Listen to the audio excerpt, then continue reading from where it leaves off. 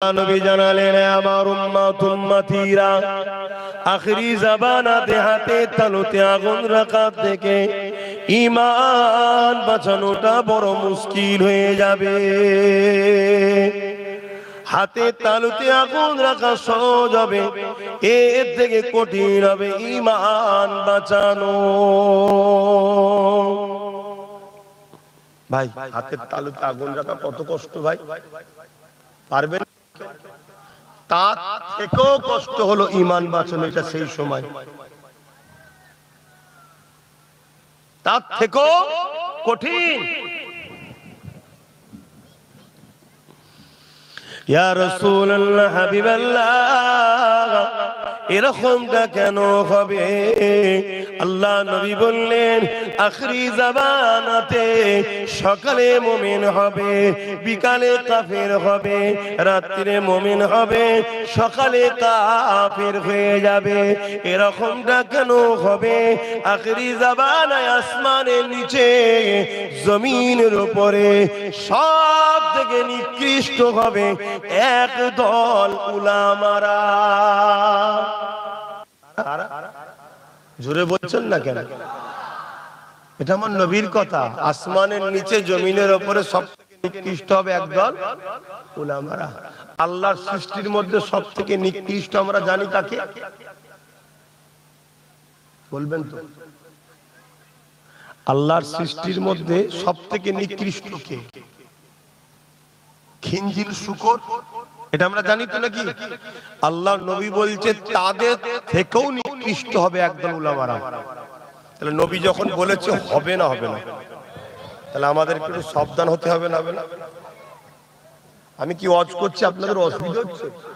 তাহলে বলুন পেলেন ঘটনা বলে চলে যায়। আপনার ঈমান থাকবে কি না থাকবে না আপনার আল্লাহ বুঝে নেবেন। আপনার আমার দাদা হুজুরের রুহানি বাচ্চা তো, আপনারা আমাদের বাপ হন, ভাই হন, মা হন, বোন হন, তো তাই তো বুঝাতে চাইছি। আর এই বুঝানোর জন্য ওই নিকৃষ্ট যারা উলামা আছে ওরা আমার পিছনে লাগবে না? লাগবে না? হ্যাঁ, যারা হাক্কানি উলামা তারা বলবে আমি বলতে পারিনি, বেটা বল, তোকে সাপোর্ট কর। সবার দ্বারা সব কথা আল্লাহ বলাই না, সবার দ্বারা সব কাজ আল্লাহ নেয় না। এজন্য যে বলতে পারে না তাকে আমি দোষারোপ করছি না, কিন্তু তিনি তোমার সাপোর্ট করবে, দোয়া করবে। আর কিন্তু যারা এই নিকৃষ্ট হবে তারা আমার বিরুদ্ধে লাগবে না? লাগবে না? কথাটা কোনো ভালো করে শোনে। আর না গত বছর এসছি আবার এই বছর এসছি বলে অসুবিধা হয়েছে কি রে? এবছর আসা ভুল করেছি? তাহলে তুই ওদের নিয়ে আছিস কেন?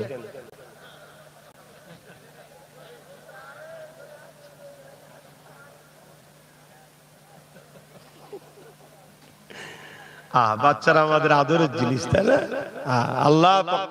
আল্লাহ নবী বাচ্চাদেরকে আর খুশবুকে আর ফুলকে বড় পছন্দ করতেন। জোরে বলুন সুবহানাল্লাহ।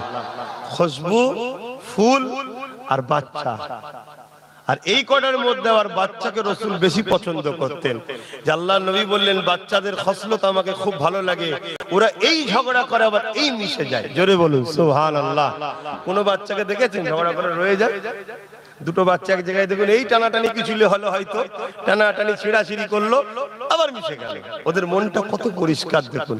আর আমরা যত দিন বড় হচ্ছি, আজকে ঝগড়া করলে 3 বছর পরেও দেখা সাক্ষাৎ হচ্ছে, কথাবার্তা বলছি না। কেন? নবীর উম্মত আমরা। মানুষ মাত্র চলতে গেলে ঠুকুর মুকুর হতে পারে, সেগুলো মিলে যাও, বুকে বুকে মিলে যাও, একে অপরকে মুসাফা করে তওবা করে নাও। ভাই ভাই ঝগড়া রেখো না। ওইদিকে ইসলামের দুশমন আর মুনাফিকরা এক হয়ে গেছে। এই মুনাফিক বোঝেন তো? মুনাফিক হলো পুরো হুবাহুব মুসলমানের মতো দেখতে, হুবাহুব মুফতি মাওলানার মতো দেখতে, কিন্তু তার ভেতরটা হলো ইসলামের ক্ষতি করার জন্য কাজ করে। একে বলা হয় মুনাফিক। যে ভাষা আপনারা বুঝবেন, আমাকে একটু বলতে দেন। তাহলে আল্লাহর নবী কি বললেন? আসমানের নিচে জমিনের উপরে সব থেকে নিকৃষ্ট কারা হবে? বলুন বলুন।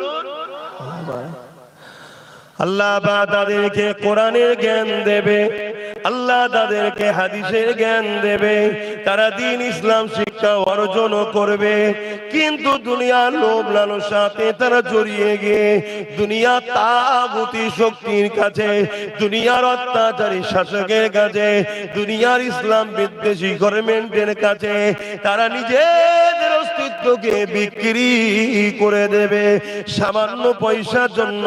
তারা তাদের হাতের পুতুল হয়ে ইশারায় কাজ করতে লাগবে। আর ওই সকল ইসলাম বিদ্বেষী শক্তিগণ, ওই দল ইসলাম বিদ্বেষী শাসকগণ, ওই সকল ইসলাম বিদ্বেষী হুকুমতগণ, ওই সকল উলামাদের দ্বারা আমার উম্মাত উম্মতীদের দিল থেকে আমি রাসূলুল্লাহ আমার মুহাব্বত আদব ভালোবাসাকে কেড়ে নেবে। ইয়া রাসূলুল্লাহ হাবিবাল্লাহ, এই মুহাব্বত আদব ভালোবাসা কেড়ে নেওয়া হবে। হ্যাঁ, তাদের মধ্যে নামাজও থাকবে, তাদের মধ্যে রোজাও থাকবে, তাদের মধ্যে দাড়ি থাকবে, তাদের মধ্যে হজ থাকবে, তাদের মধ্যে দান খায়রাত থাকবে, তাদের মধ্যে কোরআন তেলাওয়াত থাকবে, তাদের মধ্যে মুফতি থাকবে, মাওলানা থাকবে। এরপরও আমি রাসূলুল্লাহ জানিয়ে দিলাম তারা হলো জাহান্নামী হয়ে যাবে, ইসলাম থেকে তারা বেরিয়ে যাবে। ইয়া রাসূলুল্লাহ হাবিবাল্লাহ, নামাজ আছে, দাড়ি আছে, টুপি আছে, রোজা আছে, হজ আছে, মুফতি মাওলানা কোরআন হাদিস সব আছে, এরপরও তারা ইসলাম থেকে কেন বেরিয়ে যাবে? আল্লাহ নবী জানিয়ে দিল দুনিয়ার তাগুতি শক্তির কাছে তারা বিক্রি হয়ে গিয়ে তাদের হৃদয় থেকে আমি রাসূলুল্লাহ আমার প্রেম আদব থাকবে না। আমি নবী আমার প্রেম আদব না থাকার জন্য আমার আল্লাহ পাক তাদেরকে বেঈমান বানিয়ে দেবে। এ যুবকেরা, তরুণীরা, বাপেরা এই সাবধান করে যেতে লেগেছে। দাড়ি রাখা সুন্নাত, ইমানদারের জন্য সুন্নাত। টুপি পরা সুন্নাত, ইমানদারের জন্য সুন্নাত। নামাজ পড়া ফরজ, ইমানদারের জন্য ফরজ। রোজা রাখা ফরজ, ইমানদারের জন্য ফরজ। মালদারদের জন্য হজ করা ফরজ, ইমানদারদের জন্য ফরজ। হজ করা মালদারদের জন্য ফরজ, ইমানদারদের জন্য ফরজ। যাকাত দিয়া মালদারদের জন্য ফরজ, ইমানদারদের জন্য ফরজ। যার ঈমান নাই, এগুলো থাকার পরও কোনো দাম নেই। ঈমানটা কি?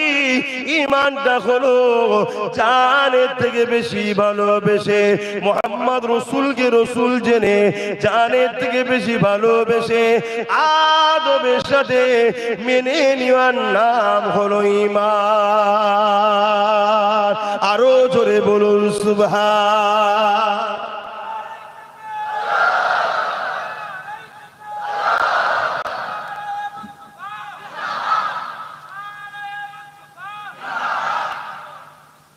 বুঝতে পারছেন তো নাকি?